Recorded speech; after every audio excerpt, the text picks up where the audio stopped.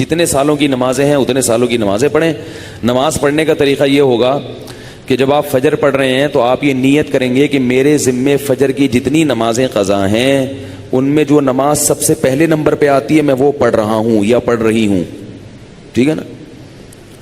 تو وہ آپ یہ نیت کریں. ظہر جب پڑھیں تو آپ کے میرے ذمے ظہر کی جتنی نمازیں قضا ہیں ان میں جو سب سے پہلی نماز ہے میں وہ پڑھ رہا ہوں. جب بھی نیت ہوگی تو یہی ہوگی. جب آپ دوبارہ فجر پڑھیں گے پھر آپ یہی نیت کریں گے میرے ذمے فجر کی جتنی نمازیں ہیں ان میں سب سے پہلی نماز. کیونکہ وہ جو آپ نے پڑھ لی ہے نا وہ تو ذمے میں رہی نہیں ہے. نہیں یاری نا, وہ تو ذمے میں رہی نہیں ہے, تو وہ خود بخود دوسری نماز پہلے نمبر پہ آ جائے گی ان نمازوں میں جو آپ کے ذمے میں ہیں. سمجھ رہے ہو؟ اسی طرح آپ ایک ڈائری میں نوٹ کر لیں کہ کتنے سال کی نمازیں, اندازہ ہی ہوگا, یقین تو نہیں ہو سکتا, کتنی سال کی فجر ہے. بعض لوگ فجر کم پڑھتے ہیں ظہر زیادہ پڑھتے ہیں تو وہ ظہر کم رکھیں فجر زیادہ رکھیں. ٹھیک ہے نا؟ تو جمعے کتنے آئے ہیں یہ سارا حساب کر کے ایک اندازہ ہی ہوگا, اس کا یقین نہیں ہو سکتا. تو اندازے سے کر لیں اور جتنی جتنی نمازیں پڑھتے جائیں ڈائری میں سے وہ کاٹتے جائیں. بعض لوگ ڈائری کا نظام نہیں رکھتے, حافظے پر اعتماد کرتے ہیں, وہ ساری زندگی کنفیوز رہتے ہیں, پڑھتے رہتے ہیں, ان کو یہ نہیں پتہ چلتا کہ ہوئی ہے کہ نہیں ہوئی ہے. اس لیے حافظے پر اعتماد نہ کریں, ڈائری میں باقاعدہ نوٹ کریں اور جتنی نمازیں ہوتی جا رہی ہیں ان کو کاٹتے چلے جائیں. تو انشاءاللہ یہ نمازیں آپ کی امام مہدی کے آنے سے پہلے پہلے, جس اسپیڈ سے آپ پڑھ رہے ہیں اس میں تو یہی ہے کہ امام مہدی کے آنے سے پہلے پہلے یہ نمازیں آپ کی امید ہے کمپلیٹ ہو جائیں. تو بھائی 24 گھنٹے میں کم از کم ایک دن کی نماز لازمی پڑھو. ایک دن کی بھی نہیں پڑھ رہے تو پھر گناہ ہونے کا خطرہ ہے بہت سخت. اور ایک دن کی اگر پڑھ رہے ہو تو اگر موت آ گئی تو وصیت کر کے جاؤ, تو اللہ کی رحمت سے امید ہے اللہ تعالیٰ معاف کر دیں, کیونکہ انسان اس سے زیادہ کا مکلف نہیں ہے نا.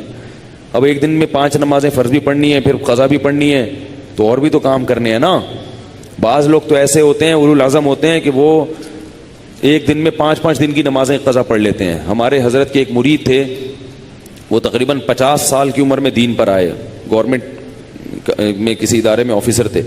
50 سال کی عمر میں جب آئے ہیں تو ایسا انقلاب آیا ان میں کہ انہوں نے 50 سال کی عمر میں عالم بھی بنے, وہ حافظ بھی بنے, اور میرا خیال ہے کتنے 60 40 50 سال کی قضائے عمری انہوں نے ایک سال میں نمٹا لی.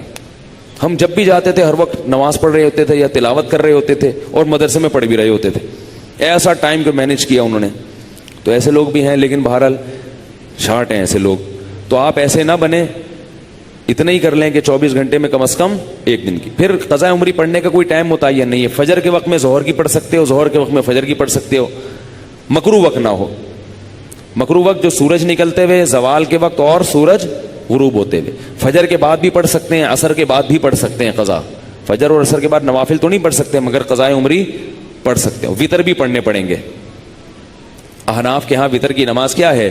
واجب ہے. اس پہ دلائل کیا ہے یہ کیونکہ آج کل کلپ ایسے آ رہے ہیں کوئی واجب کچھ نہیں ہوتا اور یہ سنت موقدہ کچھ نہیں ہوتا, یہ بھی آ رہے ہیں کلپ مارکیٹ میں.